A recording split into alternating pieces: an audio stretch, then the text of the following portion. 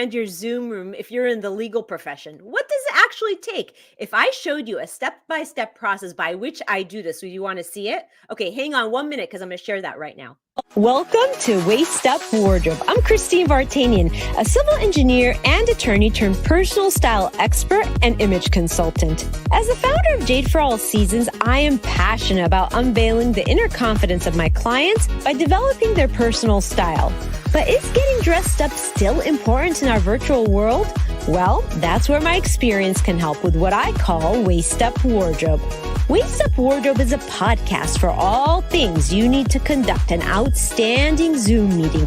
It's about how to dress for the camera, but it's not just about the clothes. It's about everything you need to know to show up on brand and professionally for the camera. Join me in the Waist Up Wardrobe studio to discuss how to navigate this virtual world and dominate from behind the desk. Hello, Virtual Nation. Thank you for being here on the Waist Up Wardrobe Show. And you are in for a treat, as always. We are going to be talking about something really powerful, a transformation that involves how one can transform their set to reflect their brand. But before I get started, I want to say thank you to Rick Moscoso, my producer, who's always in the production room making everything happen. He is really the wind beneath the wings of the show. So thank you, Rick, for always making everything look great. And we want to hear what you're going to say. We want this to be a dialogue. So if you have any suggestions during the show, if you have any questions, be part of the conversation. We'll bring your question right up in the Zoom room and we'll address it on the spot. We're really good about doing that and we enjoy it. So please drop some love in the comments and let us know what you're thinking. All right. As you know, Waist Up Wardrobe, the podcast is all about how to show up on brand professionally in the Zoom room. And one of the biggest things, the most important thing, I think, is using your background, your set, as a billboard for your brand. I call it speaking your brand with your background. And today I have a really special guest whose whole set was transformed through the Jade process, the Waist Up Wardrobe process. And we are going to go step by step as to how we did the transformation, show you some befores and afters, and really get you thinking about what you can do yourself to uplevel your very own background, to be on brand, and to show up professionally on camera. And so I want to, for a minute, take a second to talk about my super awesome guest and really talk about what she's done. Susie Hickston is our guest today, and she is a practicing trademark attorney and certified life coach. With the Life Coach School, Susie is the founder of a company called Legally Bliss, which is also a podcast, and it is an exclusive private community for female attorneys desiring life balance beyond the profession, beyond the legal profession. The Legally Bliss podcast provides a platform for female attorneys to share their inspiring stories, to uplift and inspire others. So remember to check out her podcast, Legally Blissed. In her 18 plus years of trademark law practice, Susie has handled the trademark portfolios of Fortune 100 companies, as well as for small businesses and startups. Susie's superpower of taking complex legal matters and transforming them into easily digestible solutions for her clients has resulted in raving client reviews, just like the wardrobe, the set transformations that we do here. We take this complex challenge and we break it down into small steps to get you a great dynamic set in the background. And please help me as I welcome Susie Hickston to the show. Hey. Hi, Susie. Hi. How are you? So I'm so thrilled to have you here today. I just think you're brilliant. I think you're this super creative trademark attorney. And I feel like in the trademark arena, you really have to be a creative because you're dealing with so many creatives, right? Yeah. I think it's definitely one of the most creative aspects or areas of the law, to be honest. I mean, every area of law requires creativity, but to really kind of up level that. Trademark law requires a lot of creativity, which is good. Yes, absolutely. And I just want to let you in on a little secret. We start off the show with 60 seconds to get to know you because we want to know our guests on a personal level before we dive into all their genius. Can we do that? Let's do it. All right. So, cats or dogs? Dogs. Oh, 100%. It should. yeah. I've got my special friend with me today. Let So me see. my legal assistant. She's helping. Oh, look at her. Yes. Well, I'm a dog person too, and Yeah. I love my dogs. What's her name? This is Sadie. Oh, Sadie. Yeah.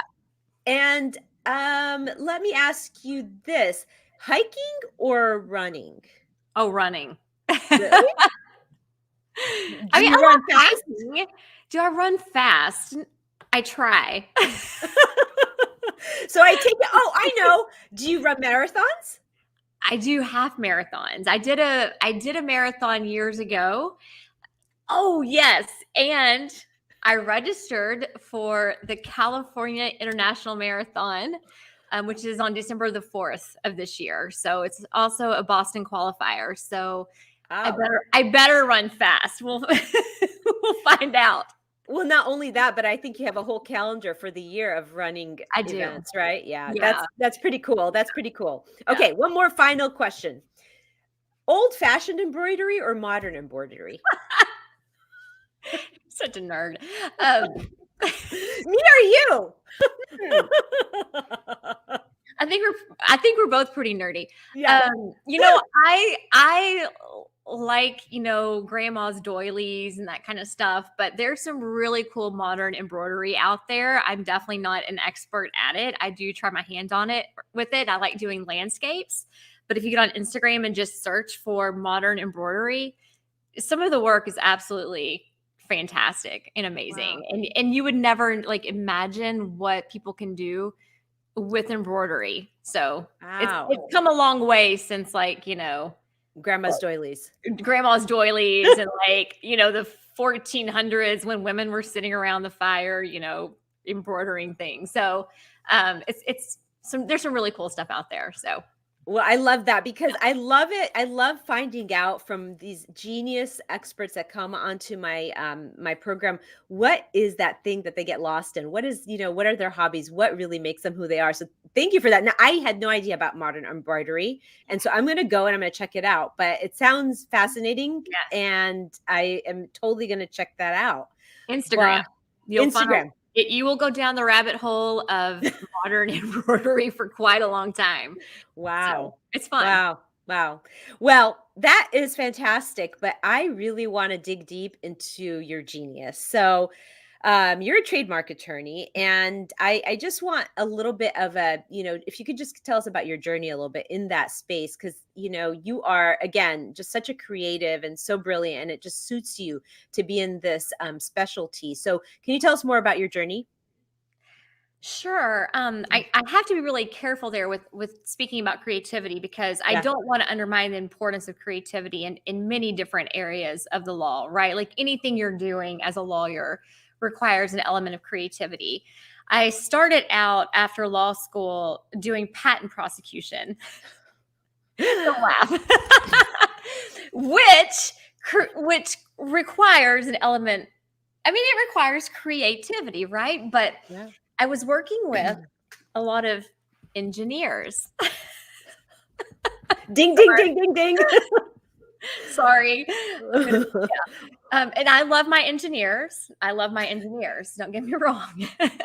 But I did learn that in the area of intellectual property, right? You have your copyright work and your trademark work and your patent work. Those are kind of your three subsets of intellectual property.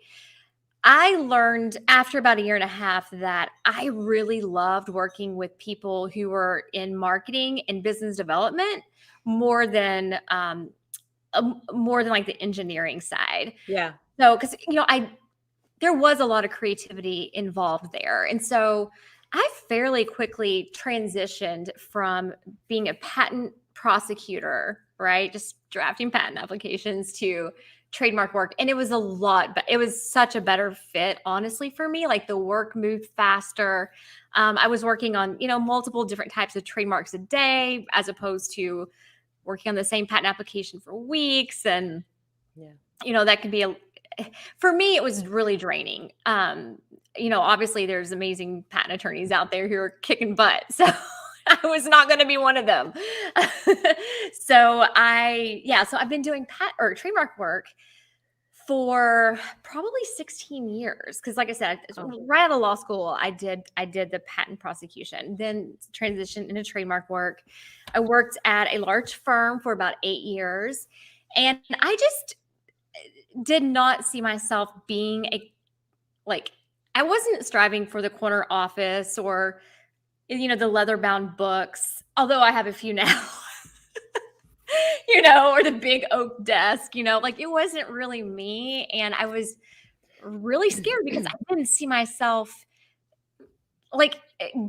doing kind of that typical corporate ladder climbing within that law firm. So I did the craziest thing ever. And I just quit 6 figures and started my own law practice when I was about a year away from partnership. So yeah.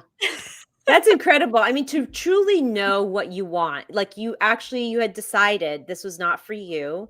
And I think that's actually a really great thing. I mean, to be able to live a life of fulfillment and purpose, you the sooner you realize that what's working and what's not working, the happier you will be, right? Sure. Yeah. And I think that sometimes the first step is just figuring out what's not working.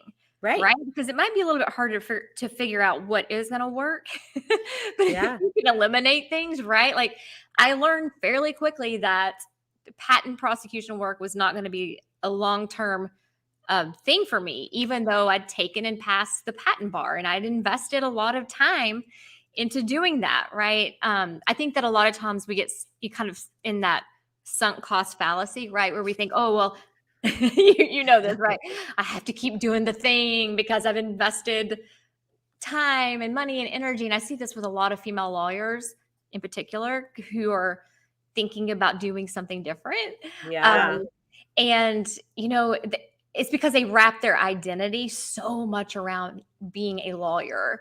And so that could be for another conversation, right? But female lawyers, I have noticed that, or they kind of grasp onto that because, it's something they work so hard for most of the times. And at the end of the day, we just have to kind of figure out maybe what's not making us happy and then start striving towards what does. And it's not always a legal career necessarily, right? And so it's really great that you bring that up because that kind of leads me to my next question. And that is that you found this unique niche for yourself. You still are a practicing trademark attorney, correct? Mm-hmm. Yes. Yeah. But you also have this new thing that you created, being a certified life coach, to help people realize what you realized early on, which is Legally Blissed. And can you tell us a little bit about Legally Blissed and how you came to it? Yeah, it is not an oxymoron, right? Doesn't have to be. I mean, it doesn't have to be. Yeah. It is a fun play on Legally Blonde, right? I mean, that movie that we loved, 10, 15 years ago at this point. I'm going to say longer, but I don't know. Yeah, no, I think you're probably right. It's just that I mentally don't want to admit that it's longer. That's the problem. That's why I was it was 2 years ago, wasn't it? Was it? Yeah. It's around 2 years ago. But maybe. So I decided to enter life coach certification through the Life Coach School, which is the one owned by Brooke Castillo. And, there's certifications, but at the end of the day, it's not really a regulated industry. Right. Like the law. Yeah. I could go out and be like, hey, I'm a certified life coach. I get to use their logo as a certified coach through them. But a lot of the work, honestly, with coaching is, and I know it's a little cliche, but it's mindset work. A lot of it is mindset work and helping shine a light on your client's thinking. And when I say client, I don't mean legal client, but my coaching clients, right? Having a coach is so important in my opinion. I have a coach, a life coach, and man, she brings up a lot of stuff with me. And really with coaching, it's a great way to help people get from good to great, right? As opposed to like therapy, I kind of feel like helps people get to like maybe okay, maybe, or maybe they're kind of in a bad place to good. Whereas coaching really tries to up level you. And a lot of that is identifying those limiting beliefs that we have about ourselves a lot of the time, or just about life in general, or just these socially ingrained thoughts that we have in our heads, Christine, that are not necessarily true. Right. And we live by them. They're not true, and we live by them. They're facts, right? Yeah, like yeah. facts. Like, I mean, I could go into a million different ones, and I catch myself daily with limiting beliefs, my own limiting beliefs. But the thing with coaching is that I'm now aware of them. I'm aware of those beliefs. And, you know, I can choose to believe the thought, or I could, you know, try to figure out how is this really serving me? A lot of times these limiting beliefs do not serve us. They hold us back. But, you know, and then it's like, well, do I like want to think about like, is there a thought or belief out there that could resonate and like ultimately have better results for me in life? It's not necessarily, have you heard of, I'm sure you have, The Secret, that book, The Secret. Yeah. So it's not necessarily like that, because that's more like manifestation. And this is not manifesting. Like, this is very like real work, digging into your thinking, those thoughts that just kind of go through your head constantly that you're not questioning. And that's why having a coach is really good, right? Because they can say, hold on a second. Right. I'm going to call you out for that, right? Is that true? Yeah, exactly. And so I, you know, I really think just along those same lines is that everybody in life needs somebody to tell them what to do sometimes. Even experts have coaches. Even coaches have coaches, right? 100%. Yeah. So I totally believe in that. And it is true. I never thought about, you know, a coach being somebody that helps you go to great. It's like sort of that fast track to the top, right? And the things that you don't see, that you're blinded to, because we're always so much in our head. Yes. And I kind of feel like coaching is even better for people who do feel like I'm always up in my head. Yeah. Yeah. Right? You know, because at some point, like you start getting that awareness of your own thinking. And that's the first step, is when you're like, hold on, where is that thought coming from? Like, did I get that from my mom? Like, oh, money, or, okay, this is my favorite. It's like when I think money doesn't grow on trees, right? Like, this is a thought, right? Where does this come from? Right. You know, it's just like kind of one of those limiting beliefs. And I was like, oh my gosh, like I remember my parents talking about that, right? Like, oh, money doesn't grow on trees, and money is really hard to come by, and you got to work really, really hard for your money. And it's like, wait a second. Now I am to the point where I can call out the BS, right? I might not call out their BS, their face. Yeah. But I'll call it out in my own head, because I know that that's just a thought that was so ingrained in me, right? Yeah. But it's not necessarily a fact. So yeah. Well, I mean, that's a great example, because that really shows some of those common money mindset issues that people have. So I love that you expressed that. Money doesn't grow on trees, and where that comes from, it's like that hard, you got to grind to make money. Whereas money's not easy. Yeah. Right. Money's not easy. And nowadays, you know, thinking in the opposite way is really the way to have it flow to you. And also, it's not about working harder. It's really about working more efficiently. Right. So that's something that was missed. But, you know, you know, it's something that's really important to me.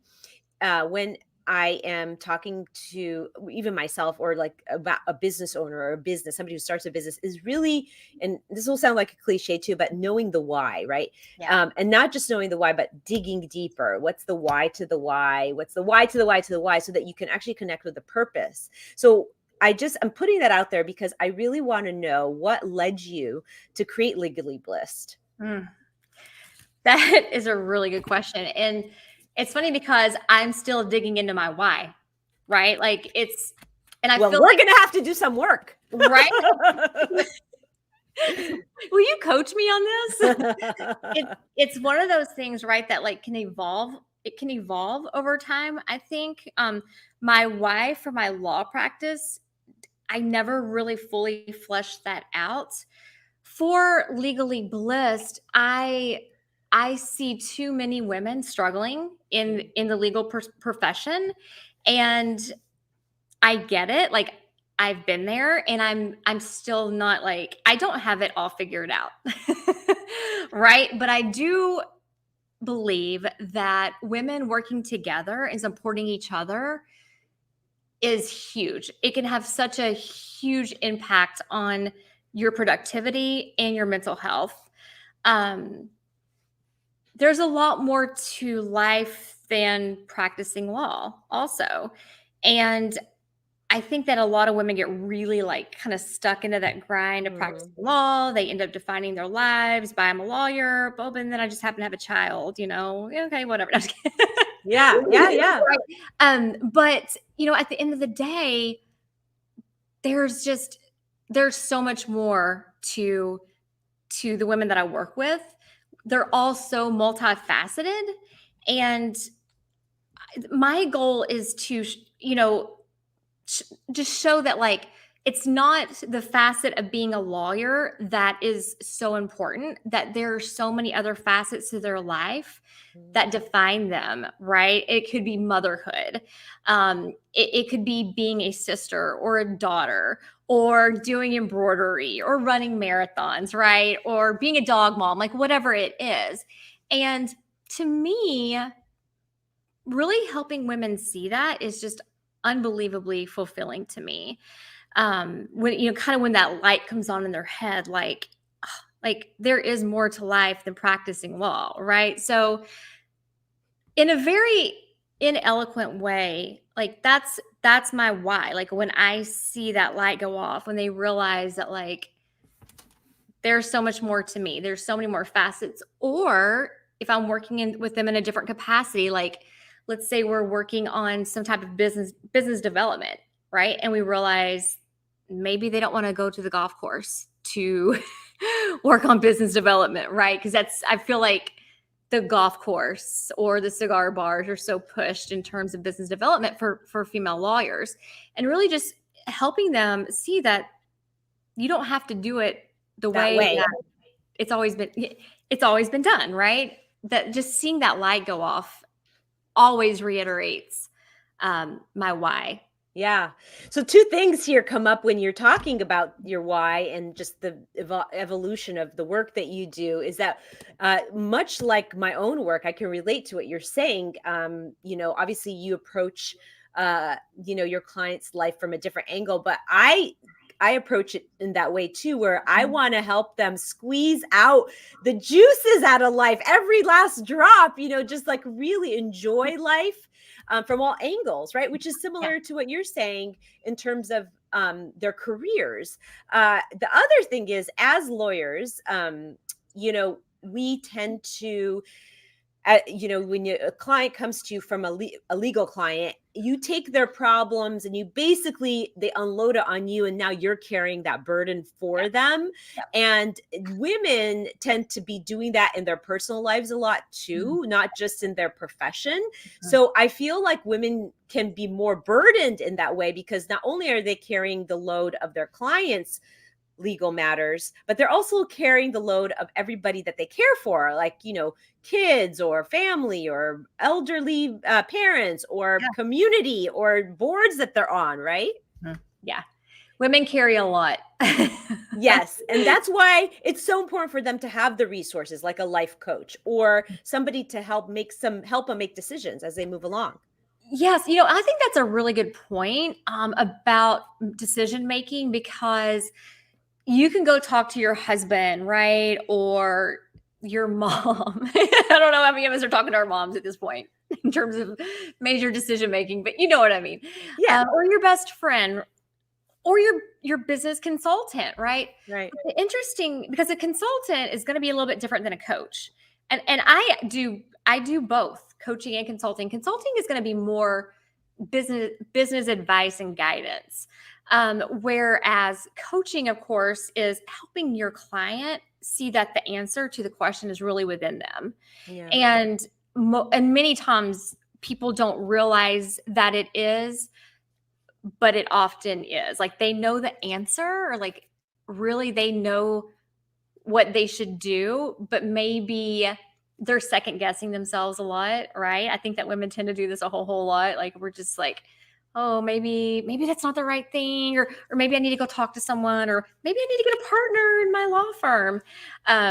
But one thing I think that's really important too, Christine, with all of this, is helping women develop their intuition, or not even necessarily develop it, kind of just lean into it more and trust it. You are very technically trained. You're an engineer, right? Like, you're very analytical, you're a lawyer. I think that sometimes we're freaked out about when intuition pulls us, right? Yeah. Because Yeah. sometimes it's like, oh, but it doesn't, like the instructions, it doesn't align with the instruction manual. Right. Right. Or Right. whatever it is, right? But I just think it's really important for women to lean into their intuition more. We're A lot of us are kind of freaked out about it. I Yeah. think, especially like just as we get older and we get more kind of even more ingrained in what we're doing, and then we feel that intuition pull, and a lot of times, like, we resist it. We'll be like, no, no, no, no. Like, I can't listen to my gut on something like this. But Yeah. Yeah. I love that you're bringing that up, because even though I am really technical, I make decisions from my gut, even when I was lawyering, Mm, actually. yeah, yeah. Um, I used to do a lot of negotiating and in the space that I was in, and I always relied on my gut feeling Mhm. of and it's interesting. My boss at the time also was that way. I don't know if I was influenced by that, but I do feel like that is sort of my style. I do both. I analyze and I think about my intuition, but usually my intuition trumps my analysis. That's so interesting. And I would be curious to know, like, and it's one of those things that you can be curious about, and you'll never know the answer to, but I would love to know, like, how many people, actually resist their intuition, right? Say, no, no, no, the logic is taking over, right? Or lead into it like you do. Um, I am going to argue that the way that you do it, like, actually lean into your intuition and trust it, and actually use it as your final kind of like what you rely on when you make your final decision. I think that's probably rare. I'm going to guess that that's probably rare. I don't know. But it would be interesting to know. Yes, that would be such a great study, huh?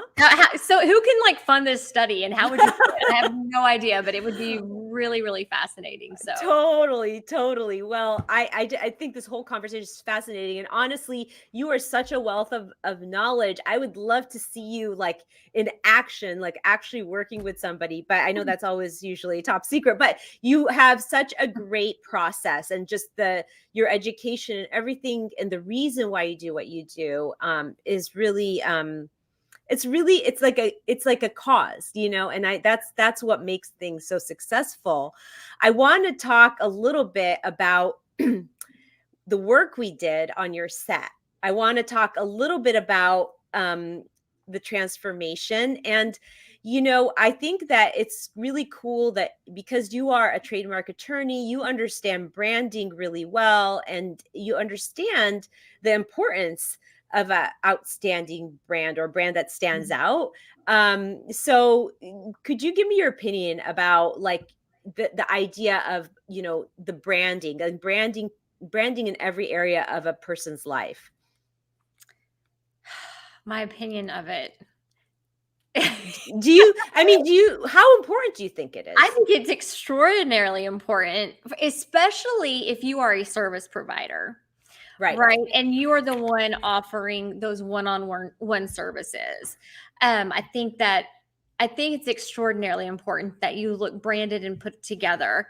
I don't know. I mean, every brand should have sort of like that story behind it, right?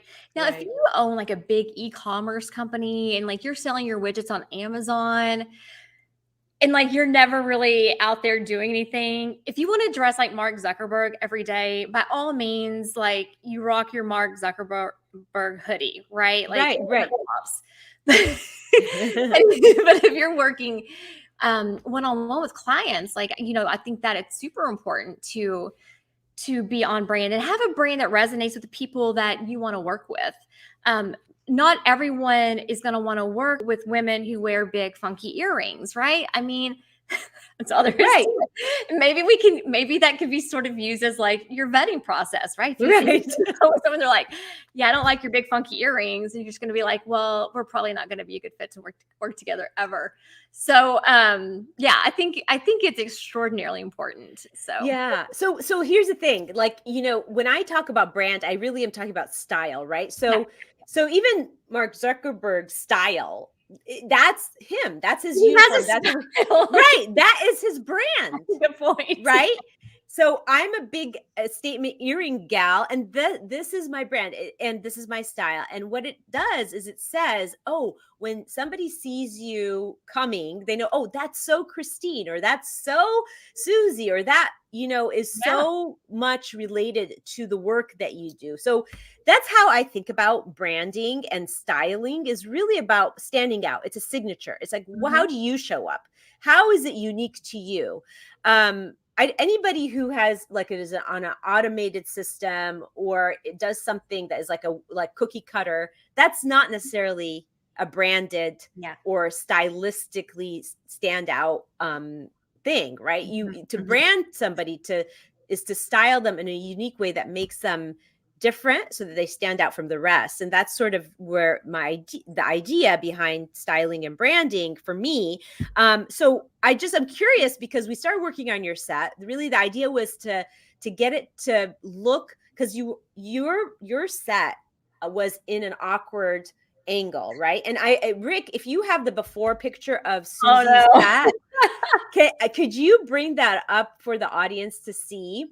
It's so bad. It's not. It's normal. It's like, it's how most sets are, right? It's like, where'd you put it? How do you do it? So while Rick is trying to find your before picture of what the office looked like before, I just want to ask you, what did you expect the process to look like when you asked me to help you design a set that's on brand and looks great and is professional for the camera?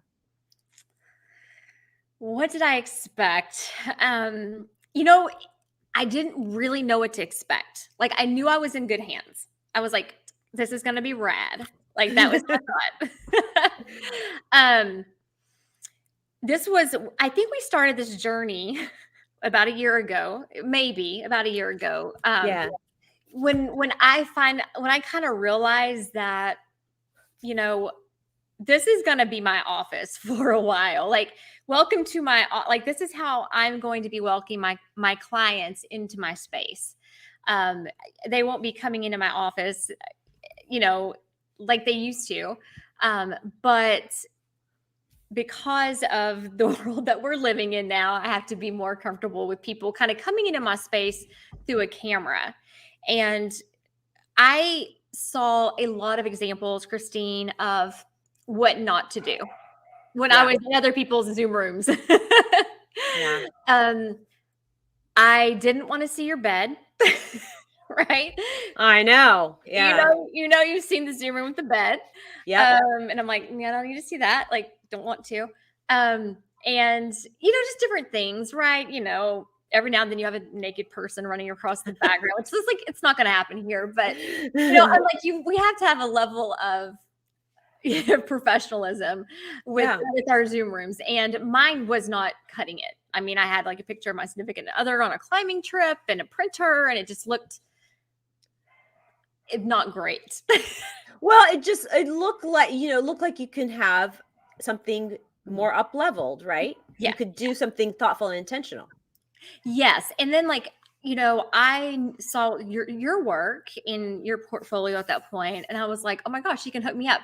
I think one thing that I was a little bit, naturally kind of hesitant about was, how are we going to make this work when we live 2,000 miles, like 2,000 miles away?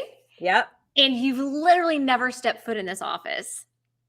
Yeah. Which is insane to me. But if you recall, I took filming, or remember I filmed some, and then I showed you the crazy corner back here, and we did all the measurements, and Yeah. everything was super streamlined in how you made everything work. So, yeah, I mean, in terms of There it is before. Yeah. And for the viewer, she is actually up against a corner in her office. So, and we had that big window, behind you, and we saw a lot of the floor. So, it was time to, because you're on virtual all the time. It was time to see, like, how can I make this better, right? And so it was such a wonderful project because it gave me the opportunity to take an awkward angled office and really kind of create an illusion. And if we go back to our regular screen and take the before picture away, bye. You could see, we tried to create this illusion of more of a flatter background. And I have to say, it's a little bit of a challenge with the angles and the camera and the wide angle and a narrow angle. But I think it really reflects that sophistication that your brand has. And also it feels nice to be in a gray space, don't you think? It really, really does. I think there's a lot of mental that goes along with that as well, right? Yeah. And I think it helps your confidence too when you're like, I have a beautiful space here. Even though the camera doesn't see everything. Yeah. Right? What do we call it? This is where the sausage is. We don't want people to see where the sausage is made. Yeah. And look, Rick put up the before and after pictures together, and me as your fairy godmother. Yes. Yeah. And that's what was amazing about it, is that, you were able to help me with the bookshelf, right? And from so far away, you helped me style it, which I had no idea what to do. You gave me suggestions on things to get, like my little, Scales of Justice woman right here, and the plants and the different books. And we do have, it was actually funny, I still have something that belongs on this shelf that is probably sitting on a container ship off of Huntington Beach. Yes, probably. Yes. So this whole exercise has been like an exercise in like learning patience, right? Because, we used to be able to order it off Horchow or Amazon or whatever it is that you're buying online. Like, it's there in like 5 days. And the bookshelf, what, months? 3 months, I think. It took months. And then when it came, didn't it break or something? Or what was that? That was the woman, my little. Lady Justice. Yeah. She was squished by a forklift. Oh my gosh. What a fun journey though, right? Right? And and then one of these days we will have the Edelweiss that will go above the books that say the mountains are calling and I must go. But I get updates on that every now and then, and I'm like, I don't know if it's ever coming. We'll find out. Yeah. I can't One day. Yeah. I keep thinking I'll cancel the order. Like, because it'll pop up and I'm like, gosh, but why? But why? I don't know. My fingers are itchy and I'm like, it's never going to come. But I'm like, you know what? Surprise me. Yes. When it does, it will be a pleasant surprise. Yeah. But one thing I wanted to highlight is the angled corner in your space was the biggest challenge. But one of the things I do to kind of flatten the background is it's really important, because I did promise the audience I'd give them a step-by-step as to what we actually, our thought process. And I don't know if I could give a detailed step-by-step. I can give general steps of the process. And that is really, really important to anchor you as the speaker in your frame. So you're the center, of course. So you need something to anchor you on both ends. And It could be something that is like a bookend, so it's repeated.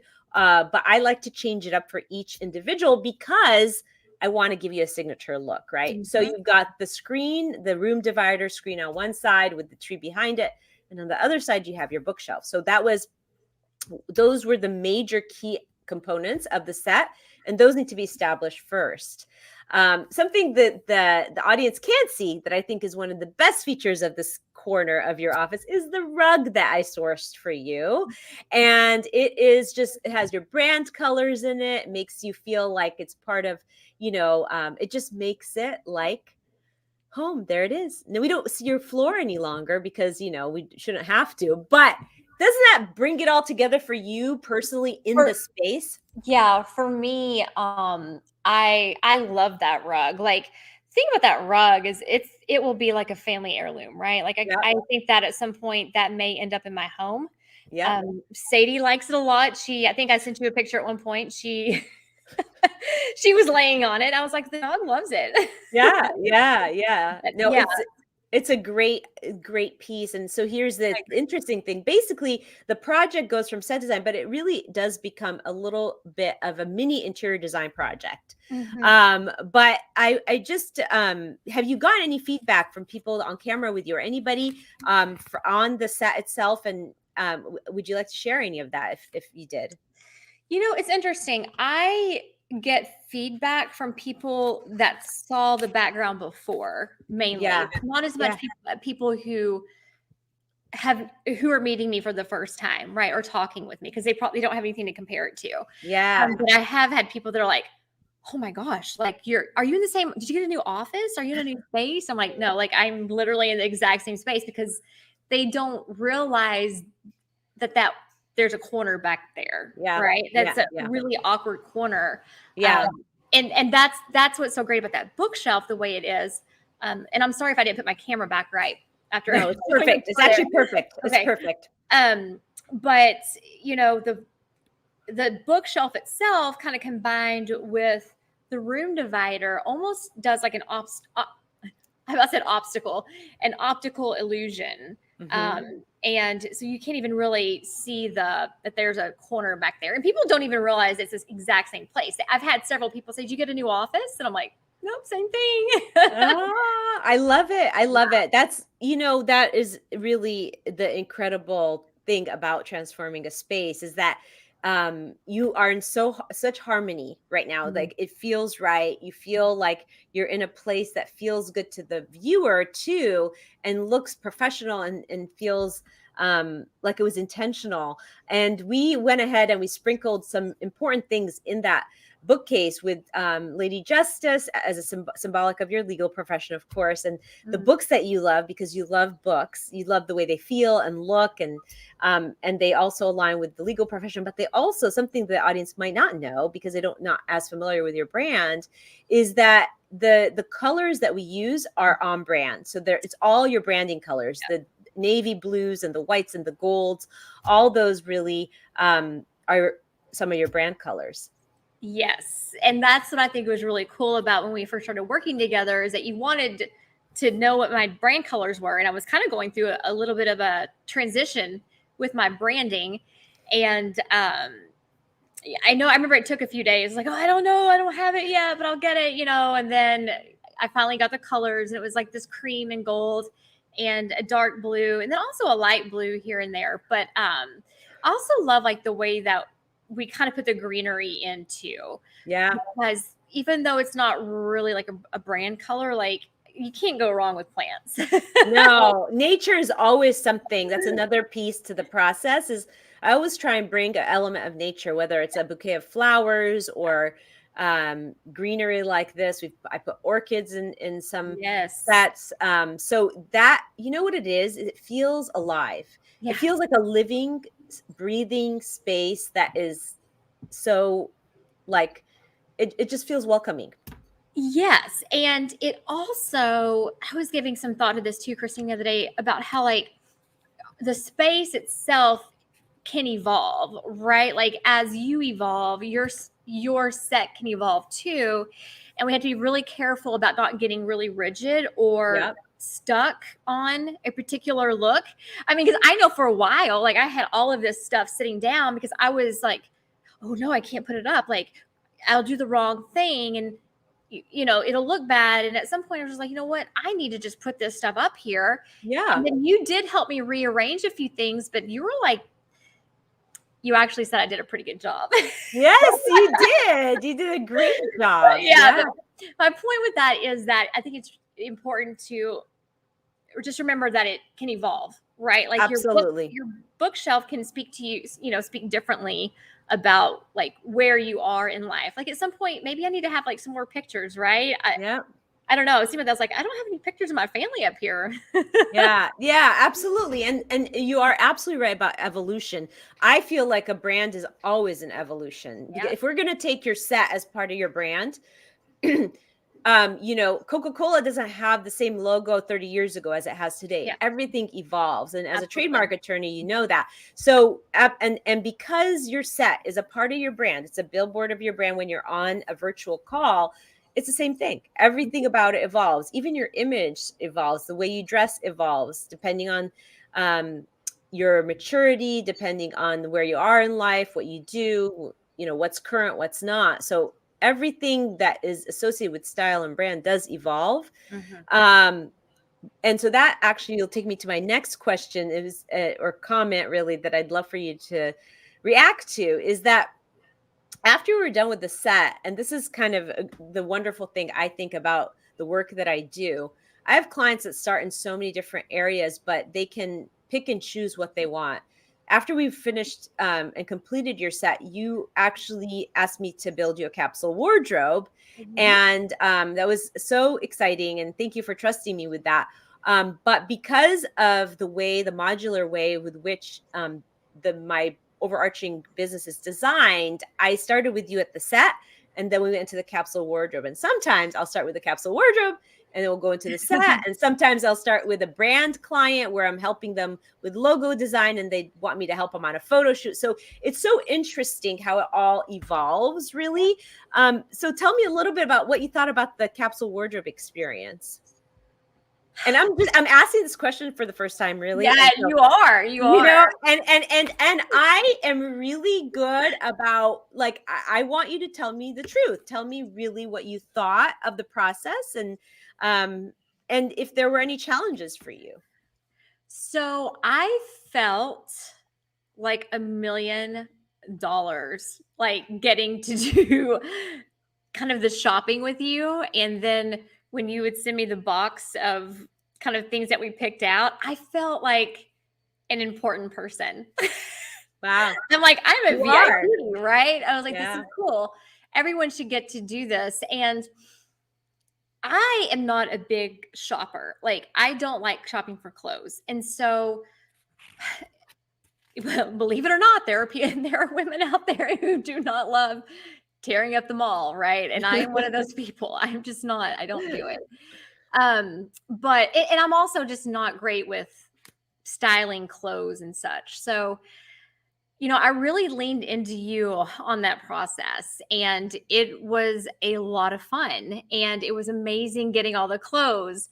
I have enough clothes right now in my capsule that I'm probably good for like 6 months, and I won't have to wear the same thing twice. Well, good. That's the idea, right? It really is. It's so fun to like go through my closet because every now and then I'll see something kind of new in there. I'm like, oh, I kind of forgot that I had that. Because I honestly needed an update terribly because I live on a farm in the middle of nowhere. And so, getting dressed up and all that type of, all of that's just not something that is really on my radar on a daily basis. Like, except when you show up to work on virtual, right? Right? Yeah. You should see what I have from the waist down, right? Well, it is waist up wardrobe, right? Yeah, it really is. So, and it's funny because I have taken a picture of me and I put it on Instagram of like my waist up wardrobe with like I think I had my socks on or something. But I'm like, what? I should do that because it's kind of funny. People kind of like that. They like seeing you professional, but at the same time, like it's so fun to kind of go behind the scenes and see. Yeah. What's going on under the desk? Yeah, what's going on down there? So, but yeah, I actually have on a pair of really cute jeans.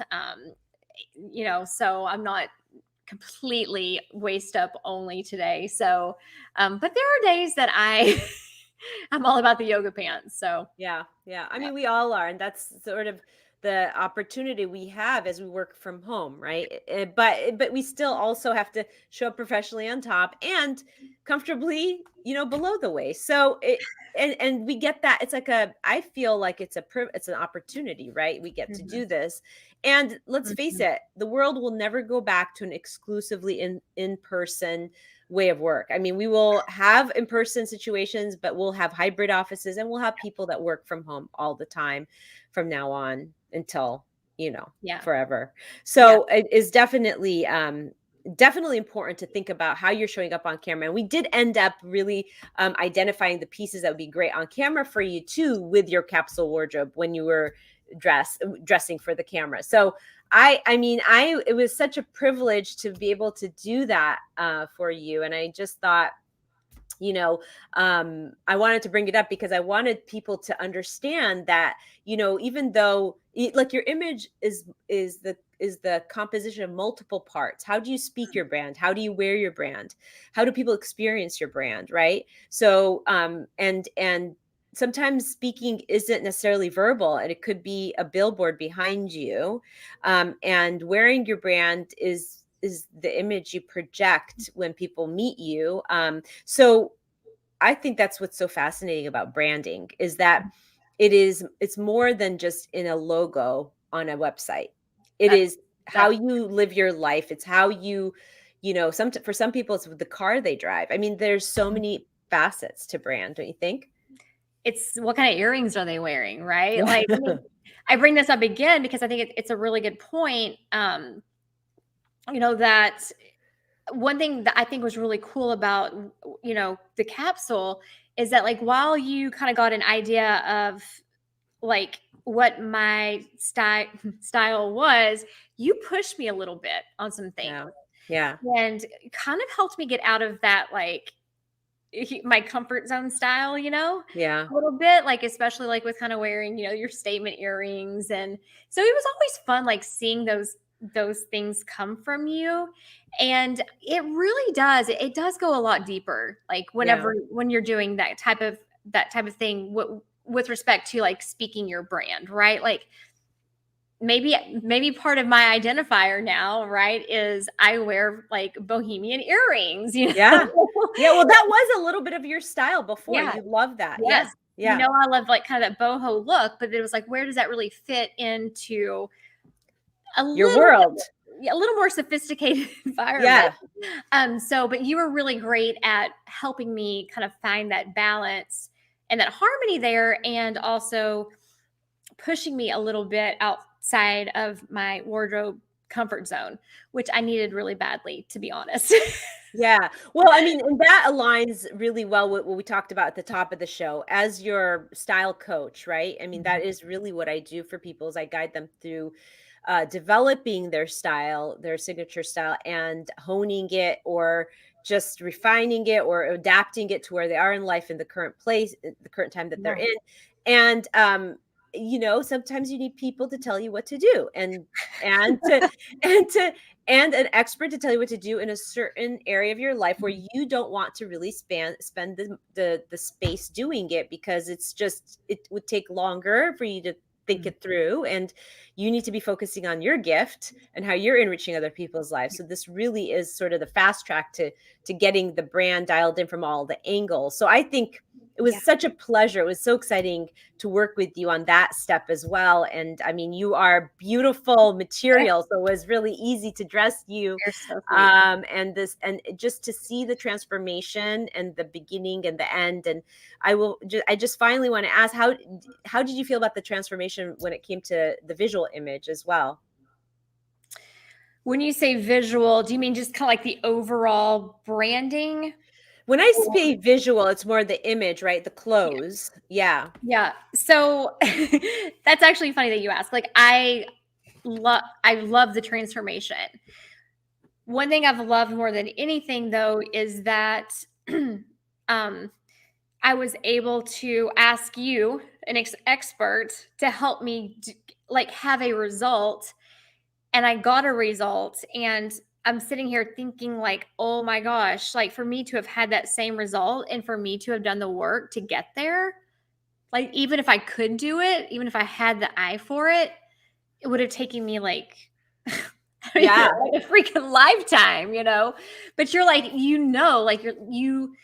you kind of picked out the clothes for me, and it was fun because it was fun for me. I don't know if it was fun for you, but it was fun for me when we just kind of sat down for like an hour or two and we actually kind of shopped. Like we went through the clothes that you'd already.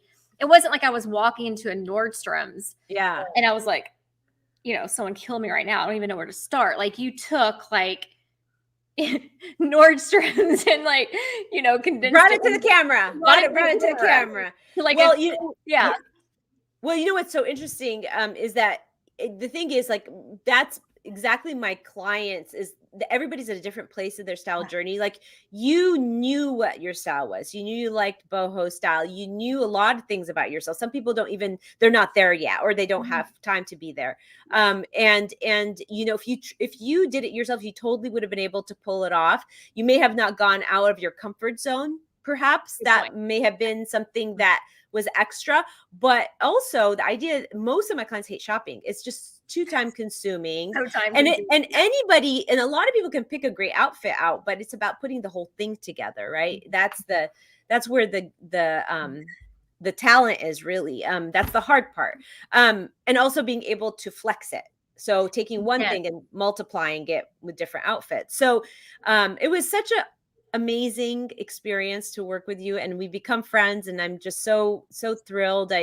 We have so much in common in terms of just being attorneys, and just our friendship has grown stronger before and after my work with you. So I really appreciate you. And anything, can you tell the audience how they can reach you if they wanted to be, check your Legally Bliss podcast out, or they wanted to engage with you any further?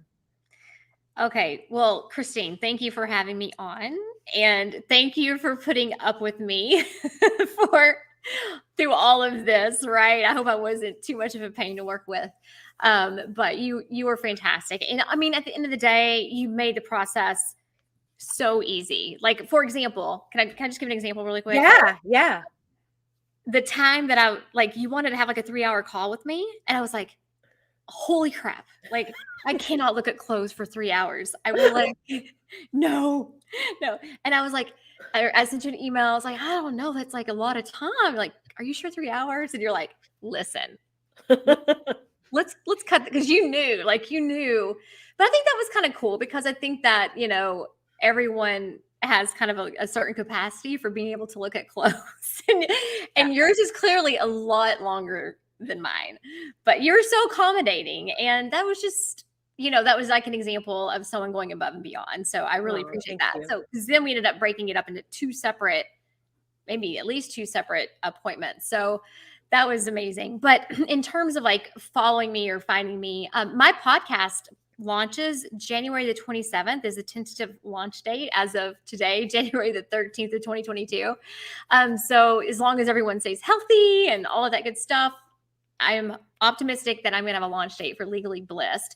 But people can find me on Instagram. It's just my name, SUZIHIXON. And that's where you can find announcements of the actual launch date and who's going to be on the podcast and people that I've had on there. And if you are a female attorney who has an inspiring story, or you're doing something a little bit, I guess, outside the typical, lawyering thing. If you quit being a lawyer and you went home to be a mom, or you decided to go home and be a mom, like, I want to tell your story. So feel free to reach out to me. Yeah, no, that would be awesome. We're going to put all that information in the comments for people to look back at, for those listening to the replay. And I can't wait to start listening to your podcast. You are so brilliant, so creative, so cool. I really am very, very excited for you. And thank you so much for being here today. I know, and thank you for showcasing the transformation we did together. I really appreciate that. Yeah. I love it. Thank you. So There you have it. And we always end, and I have to say, with the hashtag set and shine, I will jump on a call with you and talk to you about your set and see if I can give you any ideas of how to brand your set. So hashtag set and shine in the comments. If you're listening to this on the replay or right now, just put the hashtag set and shine, and I will jump on a call with you and we can talk about your specific set, how we can brand it, and how we can apply it to your everyday. But also, I want to make sure that I wrap up with the Waist Up Wardrobe weekly wrap up. And the main takeaway here is that your background is like a billboard for your brand. Definitely do something to reflect your brand or to style it, at least so that it's neat and professional. Okay, that's the main takeaway. A tip is always think about what you can bring into the set to be reflective of your brand or to start a conversation. If you're a photographer, why not hang some of your art behind you, your photography behind you? If you are an artist, why not hang some of your art behind you? And some of the tools you can use is definitely the show. The show is a great tool to use to start really thinking about your set. We have a whole episode, I'm not sure which number episode it is, but a whole episode on aligning your set with your brand. I think it might be episode 6 or something like that, but we'll put that in the comments. And it really, we talk about what are the ideas that you can use to really start creating a set you can be proud of, that's professional and brand. And finally, action item. One action item, if you're really serious and considering creating a set that's on brand for you, that you can actually be proud of and make it look professional, is try and pick a spot in your home that is dedicated to just your virtual office, dedicated to that, so that you can go and really, make it just for the office, and then you can start styling it. So there you have it, the Waist Up Wardrobe weekly wrap up. And join us next week, same time, same place, 11:30 Pacific time, here on Waist Up Wardrobe in the Facebook page, and bring a friend. How do you set yourself up for success at the beginning of a new year? So implementing, okay, okay, now I'm nervous because I know that you're catching me on all my takes. So I don't believe in New Year's resolutions, but I do believe in staying organized and committed. But I do believe in staying committed to staying organized. In episode 75 of Waist Up Wardrobe, a new year and a new balancing act, in episode 75 of Waist Up Wardrobe, a new year, a new balancing act, is maybe pick 1 or 2 things that will keep you organized every day. Oh, I'm going to do this over again. Okay. I list 10 really key things that have been game changers for me, that have helped me stay on task, and I know they can help you too. Yep, that'll work. That'll work. Okay. Good. Yay. He's creating these blooper reels now that he puts in the back. I think it's Rick's way of making fun of me, but I love them. They're so good. I think it's awesome. There was something, I was getting ready to interview someone the other day. I don't know what it was. I could not pronounce her firm name or something. I don't know. I think I pronounced it like 10 times, like during the beginning of the podcast. And I just started, I don't know. The whole thing just made me start laughing because I was like, this is ridiculous. This is why I don't go live. Yes. Well, it actually makes for some good blooper reels. I'll tell you. Yeah. Although that one, I think that blooper reel was because at the end we do a speedy recap. Yeah. And so I just kept doing it take over. I do that all the time. Like the takes keep coming over and over because I want to make it better. So anyway.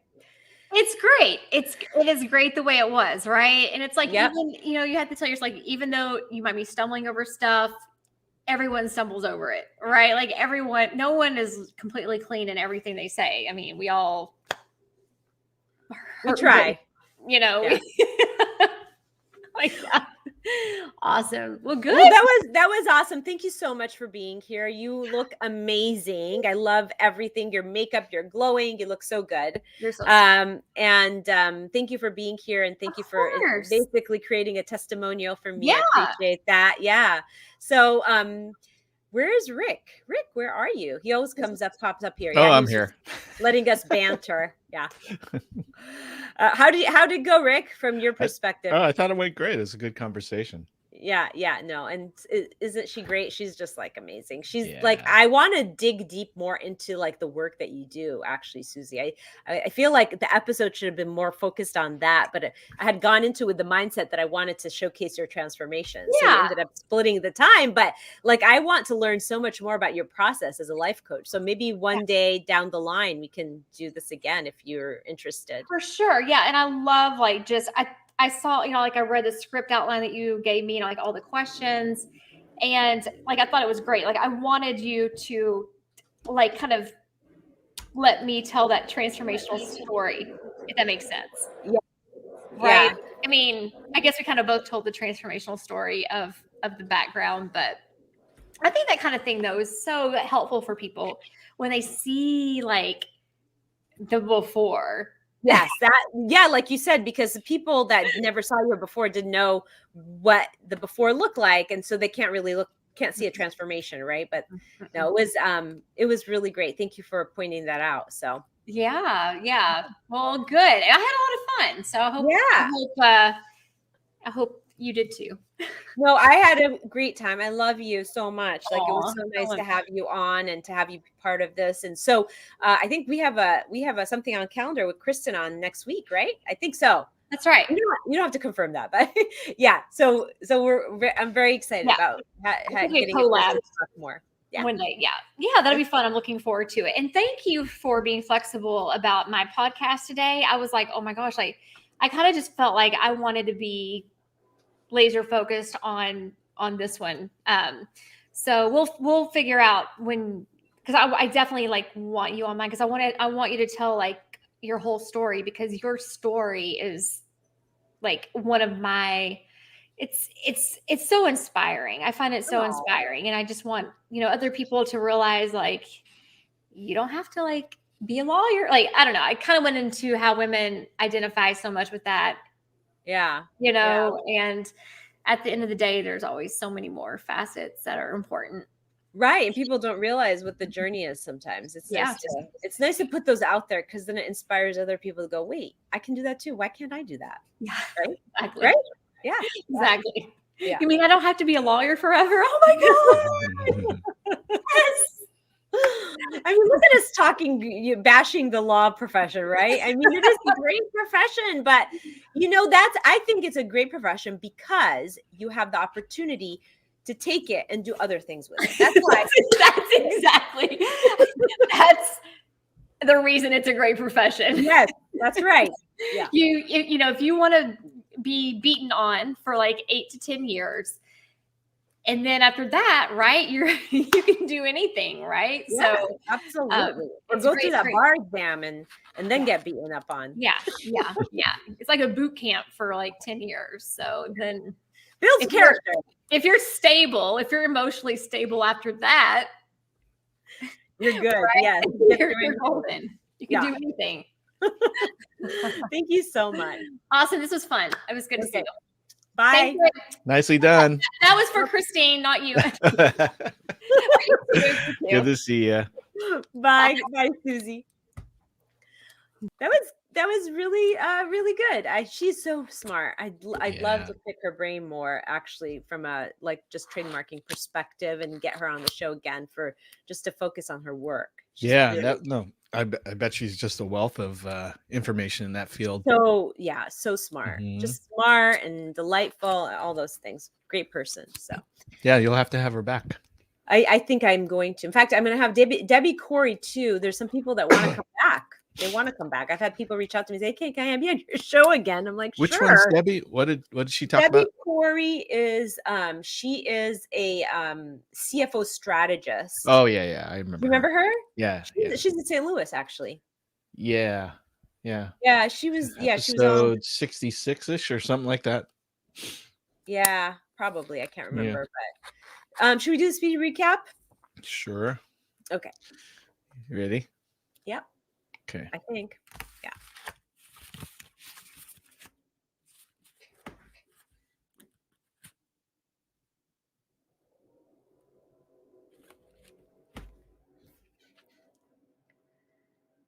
Rick, can you hear the mower in the background? Because I can ask them to wait to stop.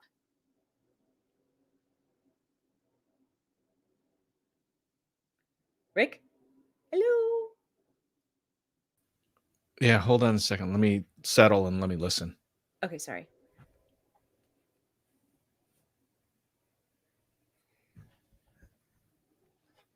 Let me mute your mic just for a second. Let me hear it.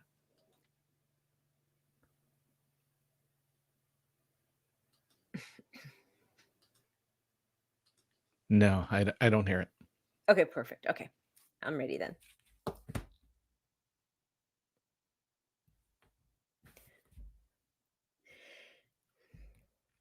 How would you brand your Zoom room and build a Okay.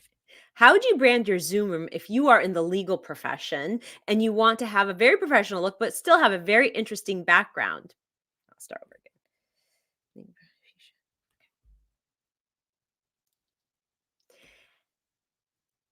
If you're a legal professional, how do you brand your Zoom room and build a great set behind you so that you can show up professionally and also be a little bit interesting?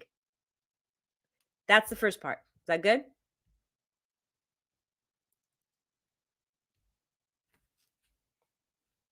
Is that good for the first part, Rick? Oh, here, hold on. I don't think it was enough. Well, it's a short intro because basically all I'm going to be talking about is how do you brand your Zoom room if you're in the legal profession if you want to look professional and great? So you can. It's just so that Or, you can look professional. I said that. oh, you did say it? Yeah, I said, how do you, if you're in the legal profession, how do you brand your Zoom room and create a set so that you show up professionally and it looks great? That I said that. Okay, I didn't catch Want it. me to do it again? I can. Yeah, I can do it just in case. One It more is time. short. I mean, I mean, you're right. It is short, but does short really matter if it has all the No. As long as Okay. it's I didn't catch it, so just do it one more Okay, time. okay. Yeah. How would you brand your Zoom room and build Okay. How would you build your brand oh. I can hear you, Rick. Oh, hold on. Let me mute.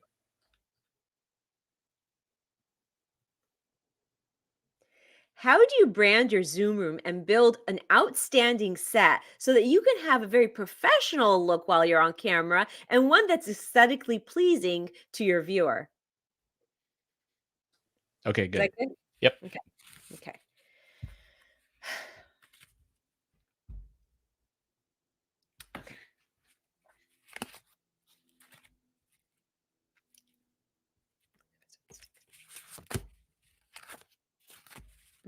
What was the title of this episode?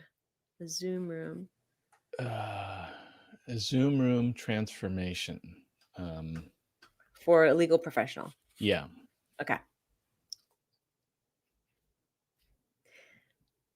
In episode 76, a Zoom room transformation for a legal professional, I show you step by step what it looks like to create a Zoom room and a background that is on brand and super professional for somebody who's in such a traditional profession. And the Waist Up Wardrobe weekly wrap up in a nutshell was that the main takeaway is you want to show up on brand but professional, and you want to create something in the background, something that expresses your brand and speaks to your brand without actually using words. So it's really okay. So I'm going to start from the Waist Up Wardrobe weekly wrap up in a nutshell. Okay. Yeah, that's fine. Okay. And the Waist Up Wardrobe weekly wrap up in a nutshell was that the main takeaway is you want to do something in your background to brand it so that it speaks your brand. One tip you can use is think about forgot what I said for tips. Tip. Okay.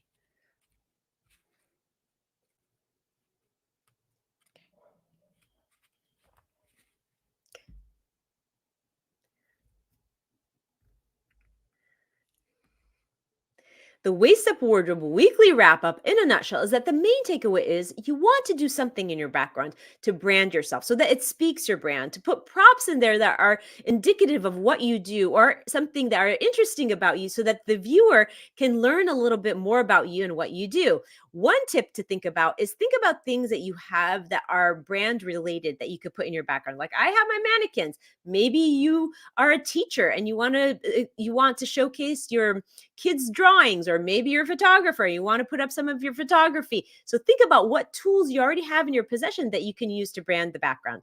And finally, go listen to episode 76 of Waist Up Wardrobe, where I take you step by step into how I did a transformation for a legal professional from A to Z.